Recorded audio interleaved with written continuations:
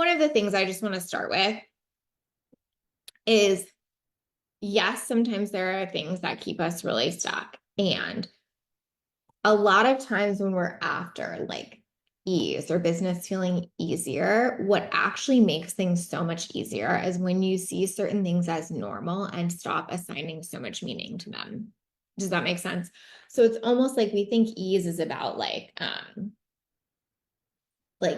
oh, it'll get easy if I have the right strategy. And like maybe, right? But a lot of times what makes things get easier the fastest in your business is when you have different perspective. When you're like, oh yeah, that's happening for everyone right now. I just have to adjust. It's not that big of a deal. And you stop assigning so much intense meaning of like, somehow everything sucks for me, or somehow it's harder for me, or somehow I've missed something, or somehow I've messed something up or whatever. And so, if you want to walk away today feeling like an immediate shift and so much more ease, that's the thing I would focus on.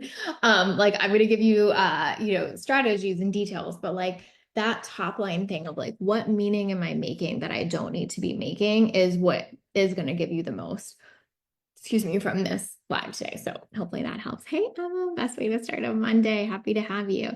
Adrian said I bought all of them and I highly recommend if you've been eyeing them. Thank you. Okay, so let's get into it. One conversation that I feel like is coming up a lot that I really wanted to talk about and normalize. I'm not going to be here next week, like I said, but the week after, I'm going to do kind of like a much deeper dive on this. So if this first thing that I'm saying is interesting to you, come to this next one. But I just wanted to like talk about it high level for a few minutes. But it's like evergreen funnels versus launching.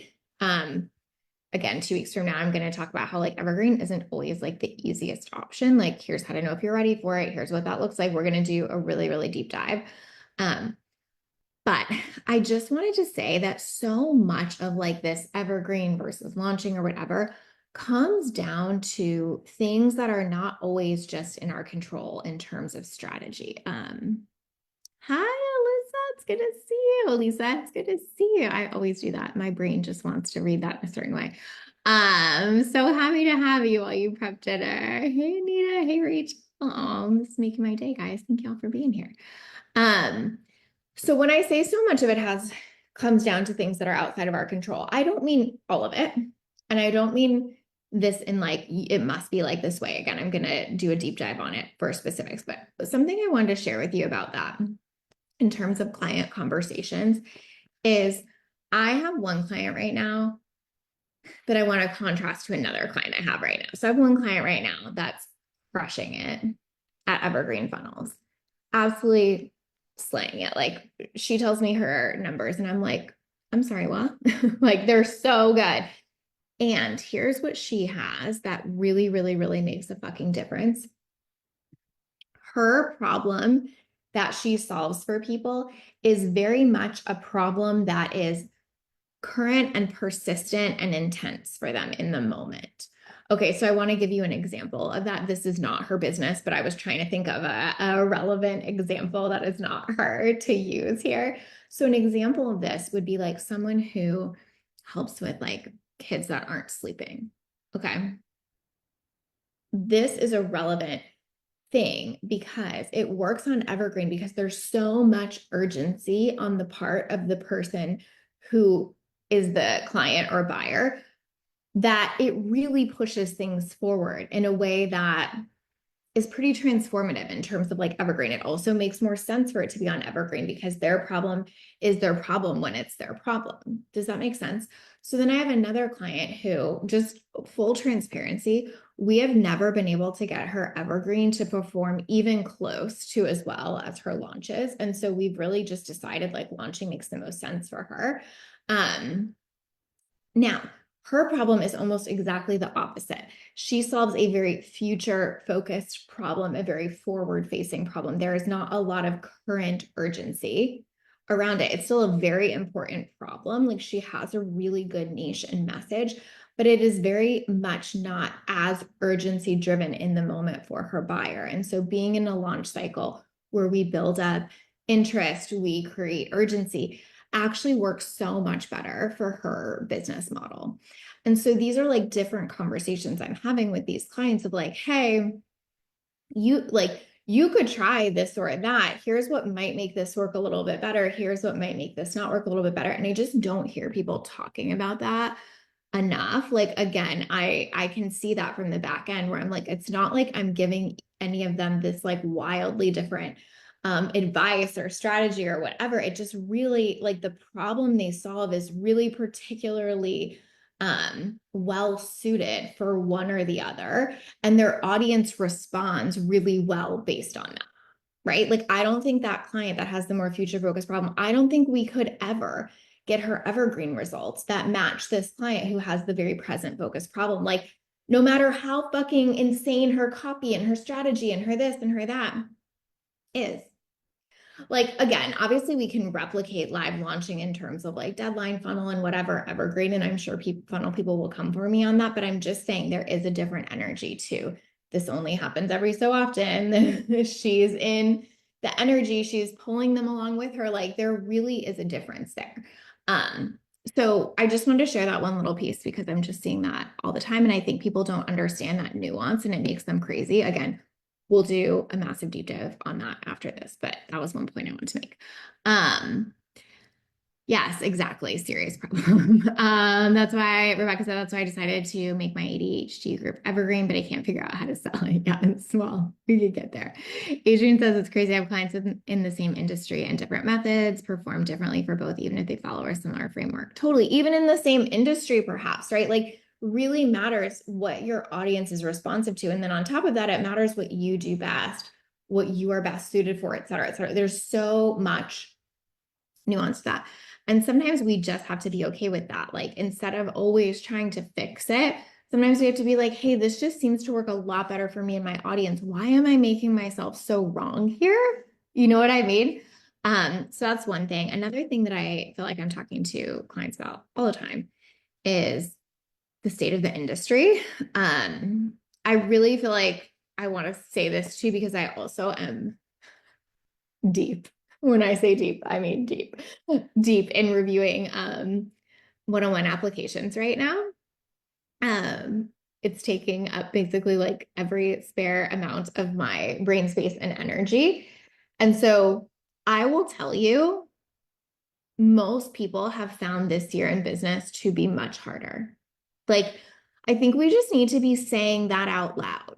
Most people have found this year in business to be much harder. Now, asterisk, that does not mean no one's getting results, but even the people that are getting results have found that it has taken more from them to get results. They have had to be more strategic. They have had to put more into ads. They have had to lean in harder, all of those things. And so if you haven't figured that out yet or done those things, then there is going to be a gap in results potentially too. I'm seeing this across the board. And in almost every like instance in which someone is like, here's what I'm struggling with right now, there's a lot of energy in these applications with something like it seems different this year. Okay. Like, I just feel like we need to say that.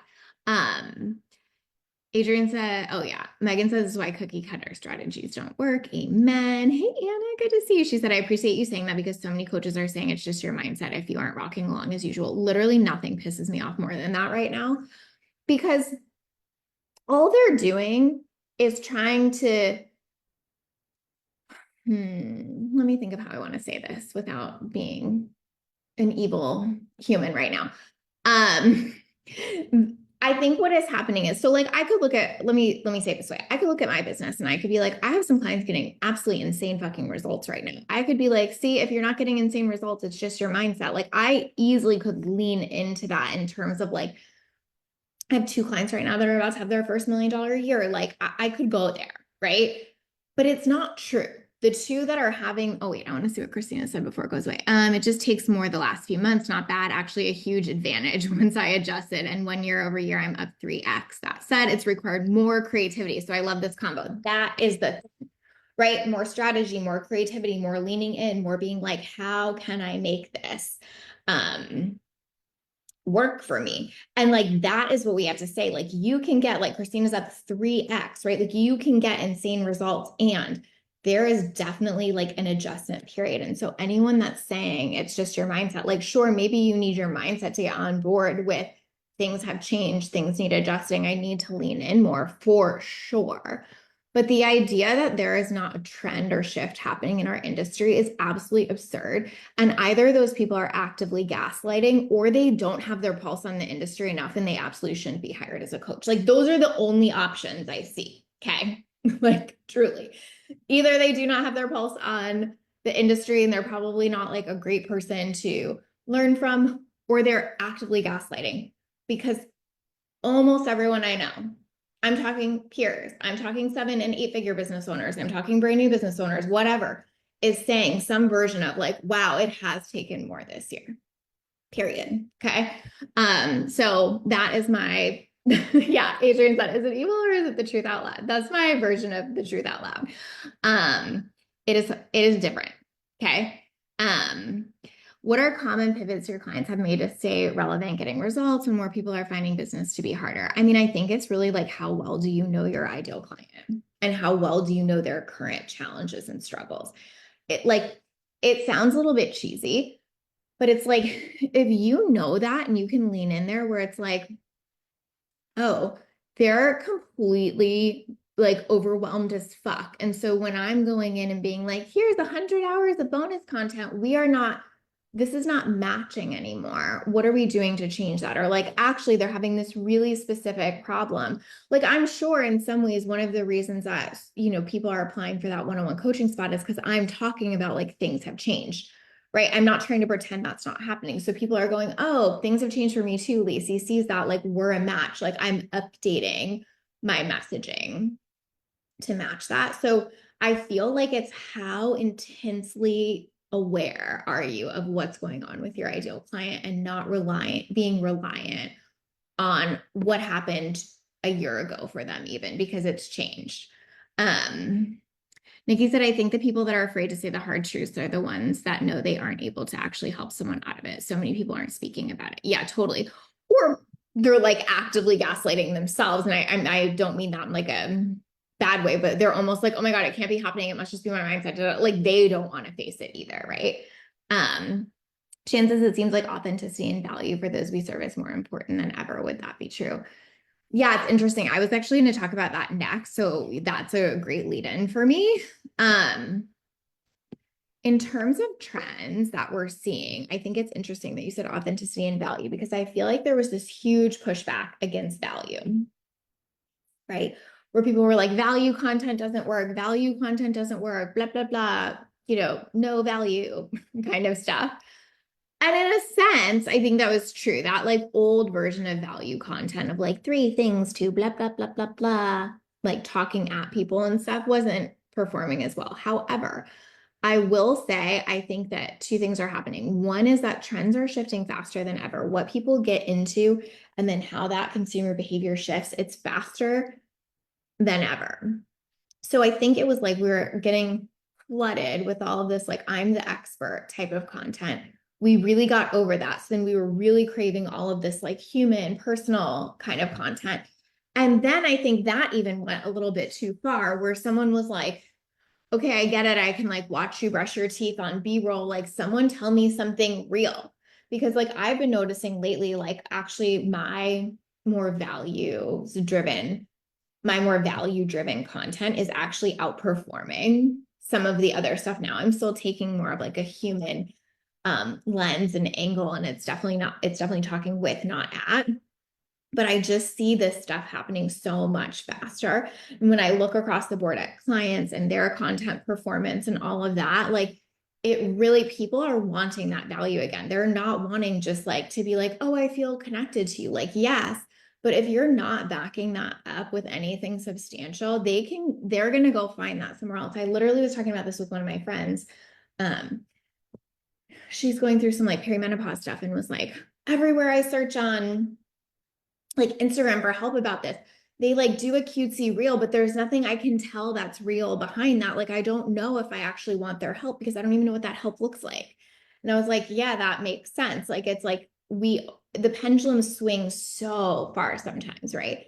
It's like, like 3 steps to da da da with no human thing. Then it swings over here to like, okay, fine, just human stuff. I'm not going to tell you anything. Like most of the time we want to be in the middle. So I do think that that's all changing quite quickly. And it's like our job to keep being like, what do I need to adjust? Um, and what I always think is the best way to figure that out is like, in the last month, what are your top 3 things that perform the best? Like, keep looking at your own shit. I mean, certainly look at what's happening on the platform as a whole, but look at your stuff. Like, I figured that out by looking at my stuff. I was like, oh, interesting. These carousels are actually really outperforming other stuff. Cool. Noted. I need to think about that. Like, it's as simple as that, right? Um, Okay, yes, our viral queen says you have to have value to be viral. Yes, it's so different. Read the caption with no value and the real does not work. Yep. Right. So, but I also think, and Christina, you can speak to this too. I think how quickly the turnover is in terms of like what people seem to be most interested in and craving changes quickly. I think the bottom line foundation of like connect, give value, blah, blah, blah doesn't, but I think this top layer stuff happens really fast, right? Right. Lisa says, I have to say, as a consumer, I'm really over B-roll with opinions. Right. Do you know what I mean? Like, I even look at my own behavior on TikTok has changed massively recently. Like, I feel like I much prefer like a messy talking head, blah, blah, blah, blah, blah, right? Yeah, Christina says changes monthly. And I feel like this goes back to that idea of like, it's not all mindset. The mindset foundation is you have to be like, okay, I am good at adapting. I'm amazing at changing. I'm creative. I'm great at giving value, whatever. But the top layer stuff, it's moving fast as fuck. And if you're not moving fast as fuck with it, it is going to be harder to adapt to the industry. We all are going to experience kind of like the knock-on effects of like the industry has changed. And so I think it's just important to say that because if we don't acknowledge that, again, it's like the acknowledgement is what makes it more neutral. It's like, oh yeah, things do change really, really fast and are audience specific, right? So just like Christina said, so if I'm pretending that that's not happening, I can't fix it. But if I see it happening and I can see it in a more neutral thing of like, this is happening to everyone that does business online, I don't have to personalize it so much and I can actually get to work on fixing it, right? Yes, speed. That's where I really need help. Yeah, the speed thing is so real. Um, so I think that's big. Like trends are changing so quickly. You have to know your shit. You have to have your finger on the pulse of that.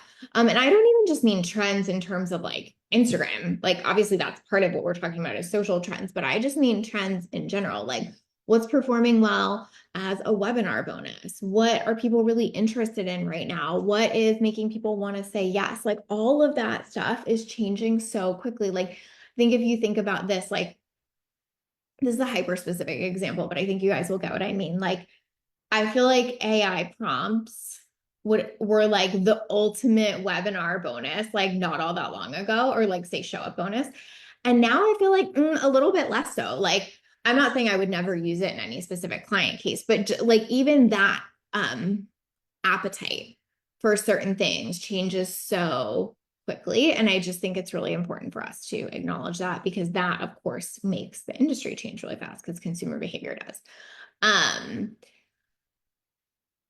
I think another thing that I'm like hearing a lot of talk about right now, I do not honestly have a perfect answer to. I'm just talking about conversations I'm having with clients is this idea of like, are we getting to the point where people are getting burnt out on the comment below kind of mini chat thing where it was like the thing and everyone loved how much easier that was and loved how it like boosted your post, whatever. Like, I think there's another conversation is that feeling too, like non-personal? Is that kind of creating this thing where it's like all people are ever after is getting you to comment a word instead of like actually connecting with you, actually talking to you?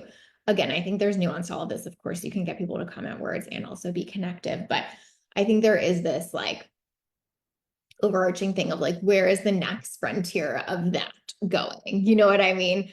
Like how Elisa was saying, like she's over like B-rolls with opinions. Like, are we over the comment X to X? Like, I think consumer behavior will start to change around some of that too. And it's just thinking about like, what is that? next thing? How can I get stuff to my audience in a way that's really useful for them, but also makes them feel connected to me? Do I need to shift how I'm even just talking about it? Maybe it's not the commenting of the word, but maybe it's like how I'm sharing it, talking about it, I think is big. I think there's, you know, a whole conversation about like, is reach down because it's summer, or is reach down because reach is going to keep going down? Um, I think is really interesting. I'm more in the camp of like, it depends on your audience. Um, like maybe if you have a certain type of audience, like reach would be much more down, but I don't think we're in this phase where it's like always going to be down. I think it's like, are you adapting? But I think that's also a question for people, right? It's like they don't know, like, does this mean this or does this mean this? Does that make sense what I'm saying?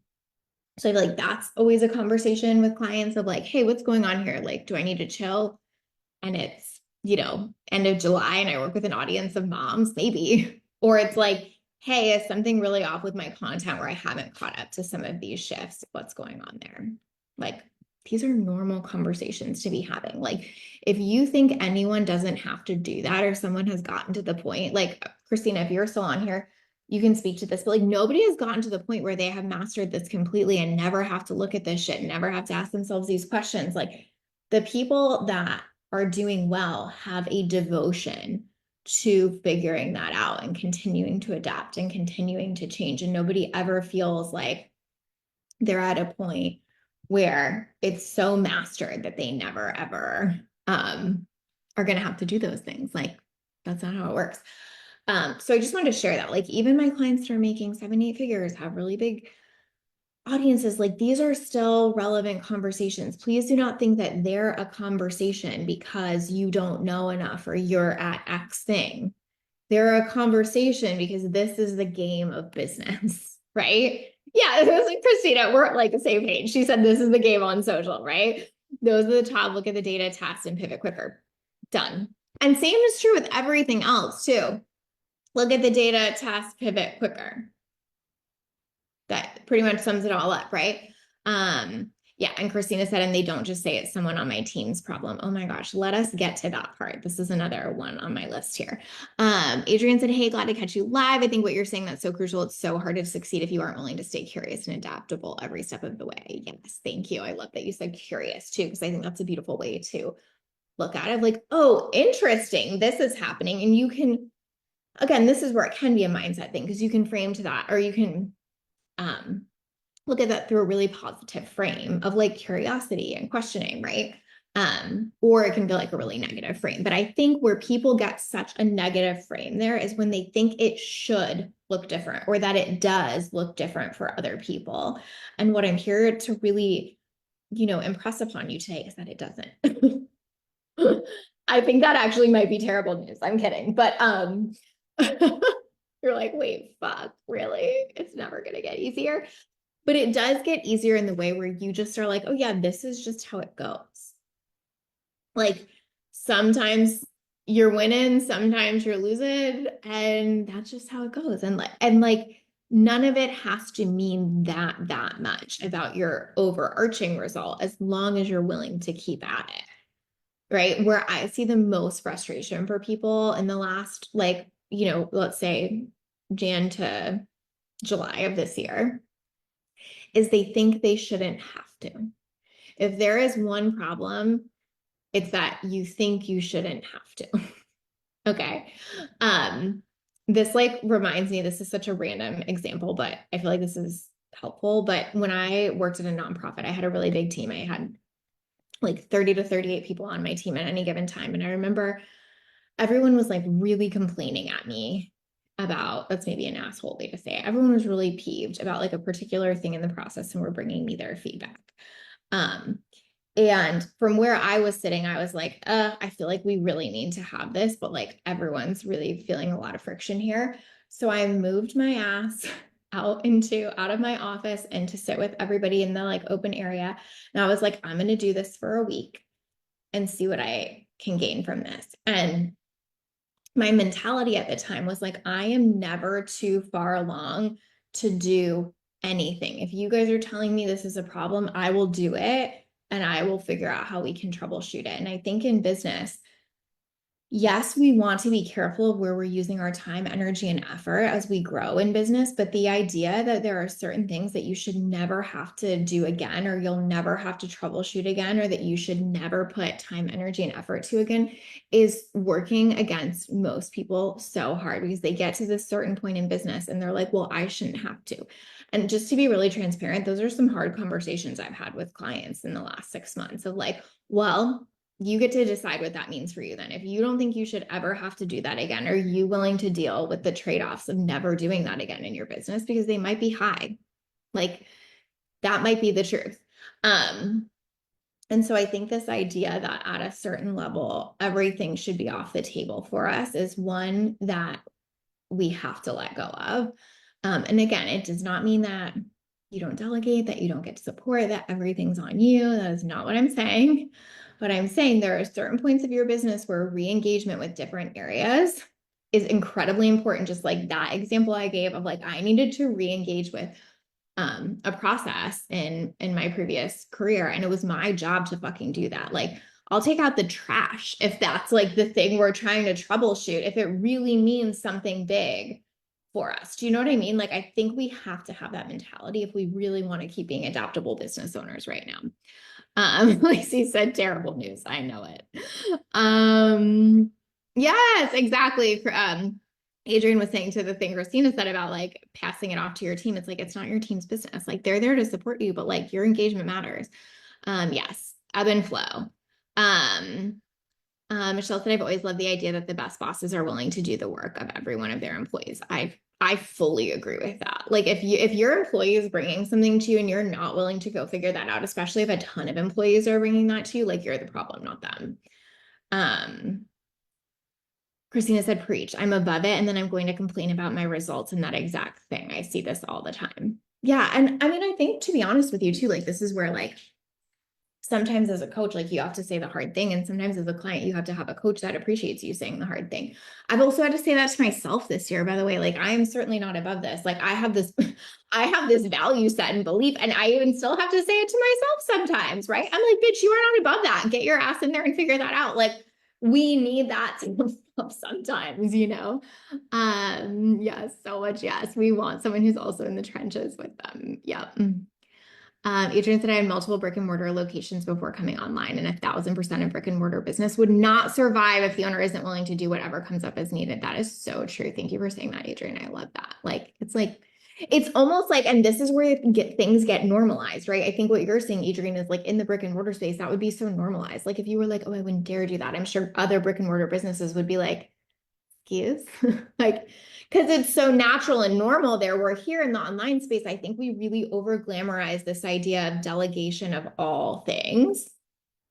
And then it almost feels like you're bad or wrong if you're doing any of those things. And like, that's not true either, you know? Michelle said, I need that on a t-shirt, bitch. You're not about that. I probably do too. Radical accountability is the game. Yes. Especially in an area you care about. Like if you're like, okay, it's like, let's just use social as the example, right? Social is really important to my business because that's what Christina brought up, team around. Social is really important to my business because it is, because leads, right? But I see it tracking downward, but I don't want to do anything to step in and solve that. Like you're at a crossroads. You either get to be like, yeah, I actually don't want to solve it in that way. I'm actually over social and I'm not going to do that. I'm going to solve it in a different way.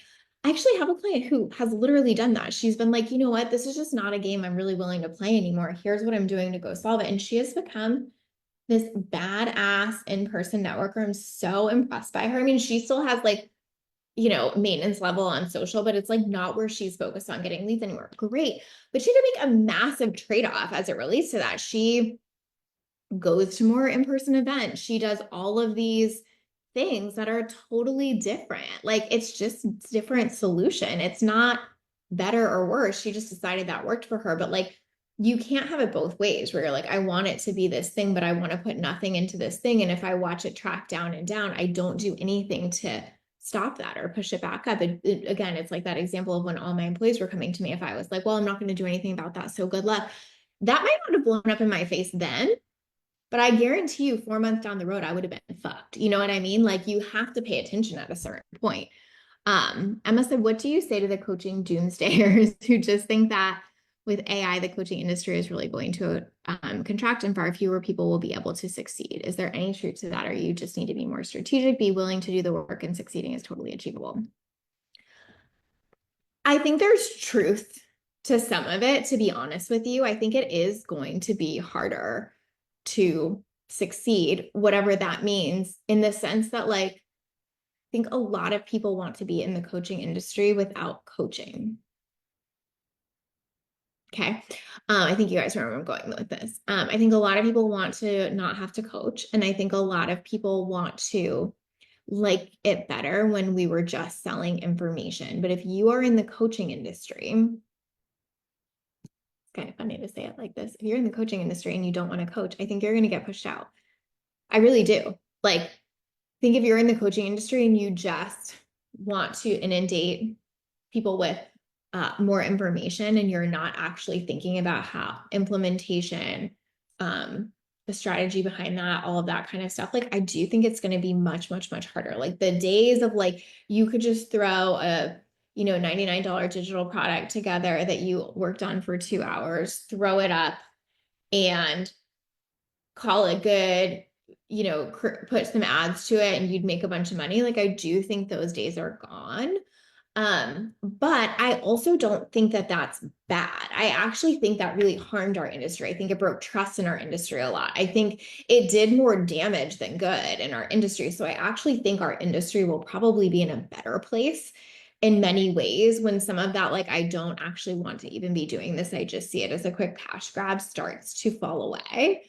I think it'll get better. I mean, listen, I think, can AI be a good coach? Yeah, just like a lot of people are having like success with AI as a therapist, but I also think that like that craving for human connection and like real emotional support and really being met and all of those things that we so value, that's not going to go away for at least a while. And by a while, I mean like a very long time. I don't know when, I don't know how, I don't know like, when the humans will start dating the AIs and it's like a whole other thing. I don't like, who knows, right? But I really do believe that if you have a strong skill set, you really like to help people, you're really good at coaching, you really want to lean into that. You're not just wanting to like throw out info products constantly. You're good. And it might actually be much better for you. It also, in my opinion, raises the value of real coaching. Yes, I think that's true, Christina. Absolutely. Lacey said, I like coaching better than marketing. It feels like we are spending more time on marketing right now, though. I don't hate marketing. Just taking more time for sure. Yeah, agree. It is taking more time, like across the board. Done. Yeah, I was actually gonna say that, Adrian. She said I heard humans are already dating their AI. Like, listen, no, love is love. But yeah, I think, like, who knows how fast that's going to go or what that's going to look like. But I definitely think that um, someone who really wants to show up really wants to do this, because think about how quickly everything is changing. I think the thing that AI is not great at right now, again, maybe it will be, but it really doesn't have a pulse on an industry like this either in the same way. So like, I think that having a real human that can troubleshoot all of this with you and really see that is going to be really, really valuable, especially in a time where like a lot of the questions my clients and I are talking about is like, how can you be better than AI? Like that's a conversation I'm having with people a lot. Like, okay, cool, your business does this. How can it be better than AI? Like, I think that's a relevant um thing right now. I also think, like, to go very macro, if the coaching industry has that problem, so does every other industry on our planet. So do lawyers, so do doctors, so do therapists, so do, like, I could go on and on and on, right? So like if we're having this entire shift in like how humans work is completely reorganized, like yes, then that might be a thing, but like that would not be an industry problem for us. That would be like a macro, like our society is changing thing that we would all have to be adapting to. So like, I don't get too worried about the coaching industry on like this micro element, if that makes sense. Um, Love is love. I definitely feel like there is a need for professionalism and a craving there instead of just looking at shiny promises. People are interested in what's your background, skill set, experience. And I agree, this is actually the great for the legitimacy of the coaching and healing industry. Yes, I really think that. Like, I think so much of the like trust stuff that we've all been experiencing and some of what has made this year harder will get better if we move more in that direction. So I think that's helpful. Um, okay, so one of the other things, there's two more things I want to talk about. A question I get all the time is, oh, Maggie says, yes. I think it's like going from horses to cars where everything changes and also new industries and problems are created. Also, hi. Yes, I think that's right, Maggie. Exactly. It's almost like this is like a different set of problems if that's really what happens and all of us would adapt our skill set. Like, I keep feeling like, I don't know if this helps any of you, but I think about it like this a lot. I actually just was talking to Jess Jordana about this on a podcast, but I was saying like, I know what my skill set is, and it's definitely people. Like I'm really good at like the people emotion side of things. And I was talking to her about it because I was saying like, if there's something in our life related to like people or emotions, like I'm like, Kenny, I got that. If it's something else, I'm like, I'm probably not that good at it. But anyway, I just say that to say, I feel like a lot of people that are coaches really relate to that. And I think that's kind of like one of the best skill sets you can have in this like really AI driven era that we're entering into is to still really hold the like human element and the emotions and the capacity and the whatever. Like I think that's a really like useful, marketable skill set as we move into this next era of things that, you know, is something you can lean on and is something that's going to apply to any new industry that comes up. And so I just wanted to say that like that gives me a lot of peace of mind of being like, well, I think I have a really good skill set in for this current climate. You know what I mean? Okay. So the other two things. This question I get asked all the time. Christina, I'm sorry if you're on here because get ready for your blood pressure to raise. No, I'm teasing you. You do too. How can I delegate more of my social? Such a normal, natural, frequent question. I think in certain businesses, we absolutely do need to figure out how to do that. I think there are certain cases to be made for like, yes, this is like such a huge component of our business. We need a full-time employee. We need to be able to have someone holding some of this in addition to the CEO, et cetera. Like, I'm not saying you can't delegate any of that like that, to be clear. However, I feel like the level of specificity that we need to outperform AI is significant right now, right? Like AI can come up with a lot of good shit, but like I'm the one who's on calls with clients all week. Like AI couldn't at this current juncture do this live stream, so to speak, in the sense that like I just heard all of this stuff from specific clients. I can come on here and put it together. That is what is hard about delegating social so much right now is because you're the one doing so much of the like client delivery and service. You have the context, you know your person, you know what you just talked to them about this week. You have all of this stuff.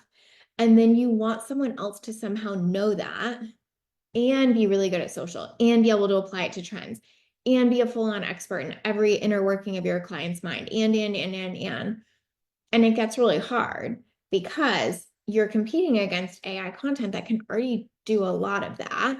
And that special element that it can't do, it's you, right? Like, does that make sense?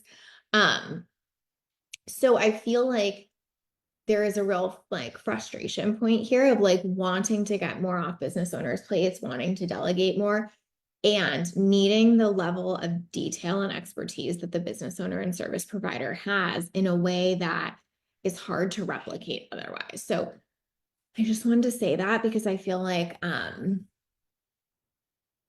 think that's a question a lot of people are asking right now. And again, I just wanted to normalize it. Actually, it's hard because it actually is pretty hard to do that right now. I'm not saying don't have team support, but I think this idea that you're going to be able to fully delegate all of this is really, really difficult. You can delegate pieces, you can delegate process, but there are some things that are very hard to pull yourself out of. And if you're going to, the amount of downloading you're still going to have to do in that is pretty high. So can you be okay with that is the question. Like I have a client who has, I think really probably like the best delegated social I know. And she still does an insane amount of like, hey, my clients are talking to me about this. I'm thinking about this. This is going on, downloading per week. It's worth it for her because so much else is off her plate, but she's not out of it. She's highly engaged in the part that still needs to be her, if that makes sense. Christina said, sharing in case of it's helpful, things my most successful clients delegate: editing, putting together the real posting, things they don't, strategy and how social interplays with their marketing, looking at their KPIs data, having a unique positioning and voice. Like, I think it is harder. I think what we need to be looking at and what I've been working with a lot of my clients on is how do we get everything off your plate that's not content and clients, right? So that'd be level one. And then once that's true, how do we make even that stuff easier for you? But we're never really taking client service fully or content fully off your plate. Even if it's just from like a very high level strategy perspective, but it's like, how do we get that most other things or every other thing off your plate and delegated, and then those in really, really strategic ways? Like, it depends. Like, I have no specific answer to give you because I think in every situation I can think of, we've done it a little bit differently, but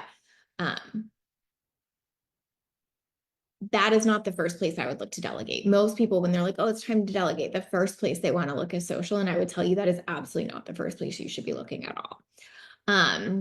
Rachel says, yes, I help some clients with social and I have been so clear and upfront expectations that I need so much info, insight stories from them in order to make it work.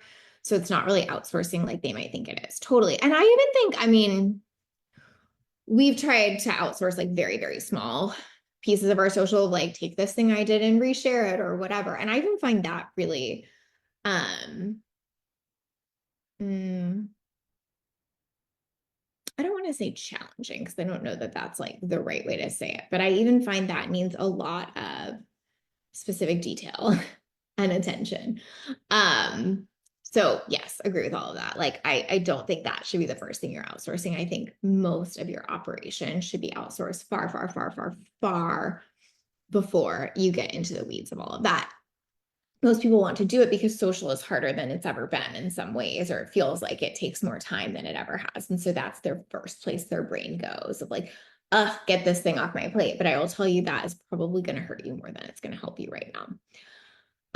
Okay. And then the last thing I wanted to say is I feel like there's a conversation I've been having with a lot of clients of like, what do we share in terms of like, this isn't how they would ask it, just to be clear. I'm just sharing this as like a blanket thing, but like, what do we share in terms of like political stuff?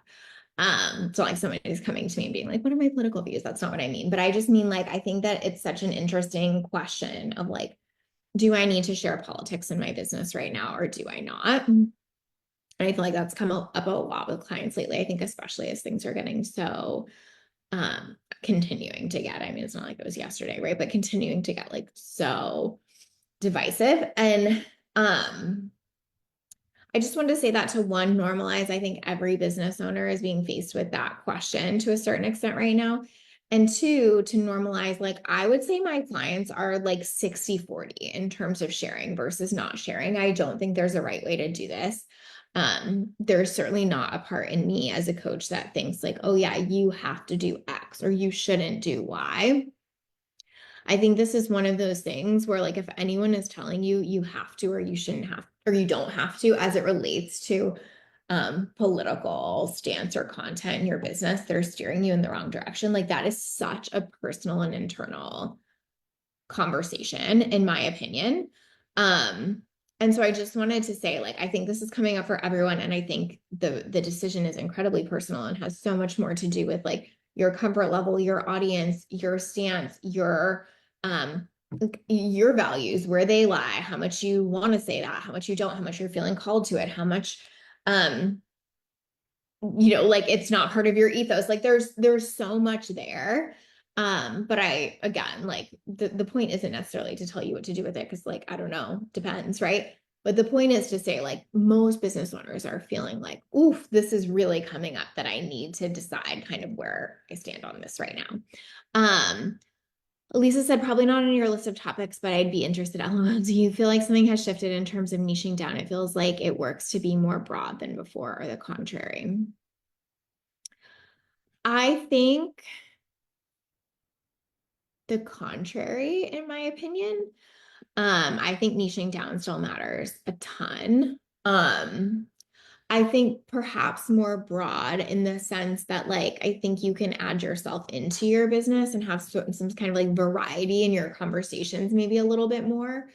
Um, like I'll just use this as a thing, as a joke, but like it's like me, like it's not like Diet Coke is my what I sell or my niche, but I feel like I've like made 3 Diet Coke reels or something like that. So I think you have a little more variance in like showing your personality and different things like that. But I do think like having a highly specific niche right now is actually so valuable. I think it helps a ton with like messaging, positioning, getting out there more quickly, growing quickly, all of that kind of stuff. It does not mean that you have to like niche yourself way down into this itty bitty tiny little box that you hate, but I don't think the idea that like specificity is going away is true. I think if anything, we're probably craving it a little bit more. Um, but yeah, I do think niching down still is the way to go. Kate said there are so many roles in social activism. It's important to be active, but you don't have to do it through your social media or your business or other ways to create impact. Couldn't agree more. Like, I think this idea that like you have to share or it's a problem is not one I stand by, but I also think like it is a time to figure out where you stand, of course, but like you get to decide how you express where you stand, right?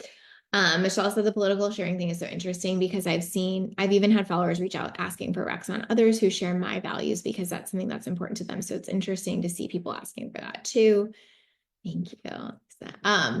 Yeah, totally. I think some people are absolutely buying and reacting based on that right now, following, unfollowing, whatever.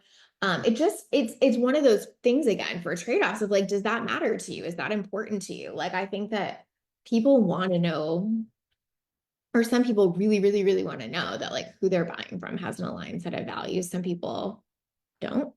Um, I think you have to decide if those trade-offs are worth it to you, if sharing is worth it to you. But I think it's like a really deeply personal uh choice. And I don't think you have to do it because like someone is saying they won't buy from you because of it. Equally, I don't think you should do it so someone will buy from you. Like I think this is almost like one of those decisions that's not just a business decision, if that makes sense. Um, some spaces are really clear how they lean politically, whereas others are more divided. Yeah, totally. And again, like you also have to be clear on like, does that matter to you as a provider? Like, do you only want people to be in your spaces who have a certain viewpoint, or does that not matter to you? Like, again, it's like deeply personal, right? But I think a question we're all asking nonetheless. I think that's it. It kind of needs to be it because I have a I have a call in that too. But I hope that helps. I hope this just normalized. Like everybody's dealing with like what's happening with AI, what's happening with politics. Like, should I do this? Should I do that? What should I be doing for reach? Like we're not insulated from any of that. No matter how long we've been in business, how far we've grown, it's really just how good we get at leaning in for support on that, adapting to that, neutralizing it, not personalizing it, having really strategic actions that we can take to address it, et cetera, et cetera. Like that matters so much. Yeah, I am so glad you guys loved this. We could do more like this. I love that you guys loved it. That helps me a ton to know that we want more like this. Um, so anyway, happy Monday. I won't be here next Monday. Again, we'll be on family vacay. We'll be here the week after to talk Evergreen. I think it's gonna be a really good one. I'm gonna try to be like, go deep, be quite specific. So would love for y'all to join me for that one, and I'll see you then. Bye, guys.